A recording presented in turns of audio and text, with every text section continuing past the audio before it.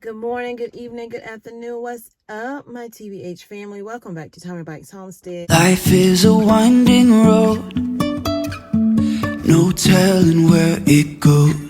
If I will ever figure out where the road goes. Thank y'all so much for being here. I hope you had a very, very blessed holiday.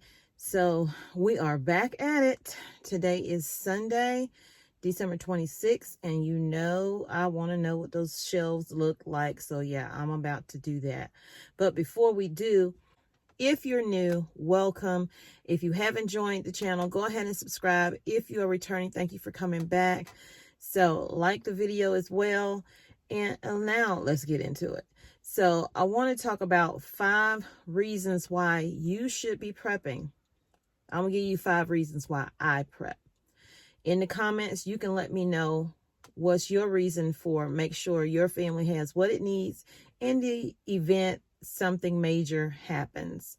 So number 1 on my list, and yes, I have a list. On my list is weather-related emergencies. This is going to include natural disasters, okay?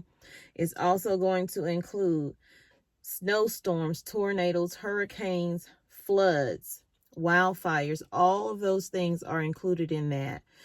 We just recently had a wildfire about an hour away from me, really. So I wasn't in fear of anything like that, but the thought that I do live in the mountains and anything could happen on these mountains. Flooding can also happen. I live around a bunch of water as well. So I don't know how the hurricanes and tornadoes are here, and I don't know how they are in your area, but that's one thing that we should be planning for anyway. Number 2, unemployment and job loss is number 2 on the list for me, because with the events that are currently happening from mandates, some people are deciding to just leave their jobs and find something else or just start their own business. So having what you need for that in-between time, in-between checks and all that stuff, that is important. One less stress that you will have in knowing that your family is secure and taken care of. Also, it could be job loss from the employer just, closing because they can't financially stay in business. Number 3 on the list is pandemics.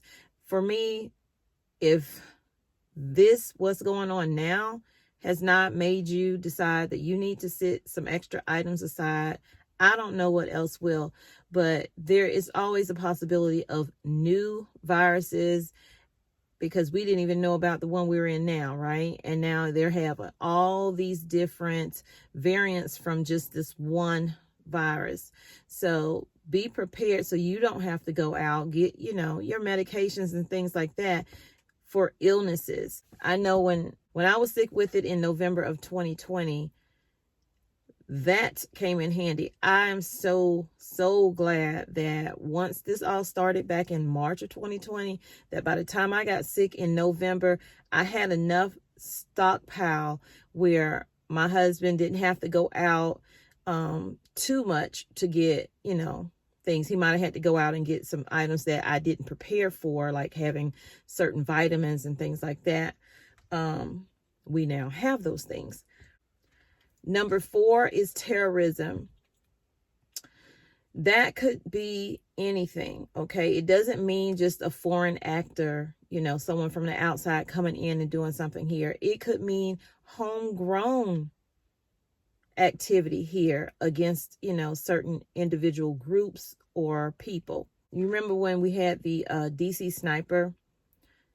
Those people were living in fear, and people in Virginia too. They were living in fear. They didn't want to go to the store. They didn't want to go to the gas stations. They just wanted to stay in because no one knew who it was, where they were going to hit next, or why.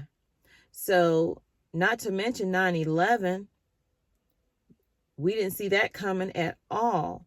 So trying to stay ahead and have the items that we need so we're not out there with everyone else panicking, trying to get what they need and get back home. So finally, number 5 is the supply chain crisis, disruption, whatever the word is you want to use. The supply chain crisis is not going away anytime soon. So I had to put that as number 5. We all see what's going, well, not we all. Most of us can see what's going on with the empty shelves, the bare shelves, the food shortages, the non-food shortages that are out here, the worker shortages that are out here. It is all lumped together. So being prepared right now, what you do today can save your family's life. And how you prepare for that can also decide how comfortable or not you are surviving.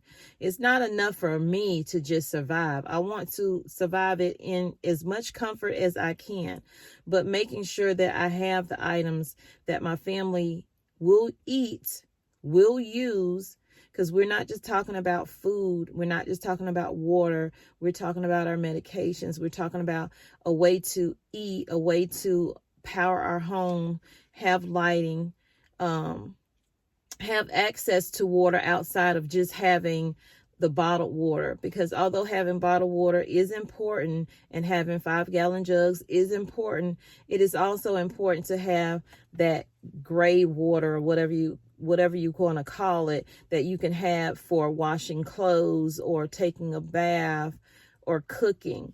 So just be aware that there are reasons why everybody does what they do. There are reasons why everybody has a certain way of doing it, and how I do things may not be how you do things.